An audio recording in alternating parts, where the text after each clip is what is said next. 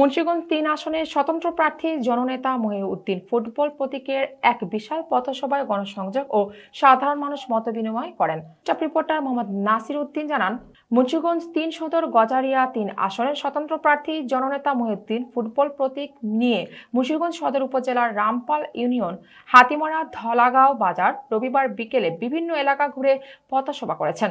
পথসভায় প্রায় কয়েক হাজার নারী পুরুষের ঢল নেমেছে। নির্বাচন সামনে রেখে প্রচারণার এই কর্মসূচিতে তিনি স্থানীয় ভোটারদের সঙ্গে সরাসরি মতবিনিময় করেন। এ সময় তিনি পথসভায় মহিউদ্দিন বলেন, ফুটবল মার্কায় এমপি হিসেবে নির্বাচিত হলে জনগণের আস্থা ও ভালোবাসা নিয়ে তিনি এলাকার শিক্ষা, স্বাস্থ্যসেবা, যোগাযোগ ব্যবস্থা ও উন্নয়নের কাজ করবে ইনশাল্লাহ। ফেব্রুয়ারি ১২ তারিখে সারাদিন ফুটবল মার্কায় ভোট চান। রামপাল ইউনিয়নের সাবেক বিএনপির নেতা মিল্লাত হোসেনের নেতৃত্বে এক বিশাল পথসভায় অংশগ্রহণ করেন কয়েক হাজার মানুষ।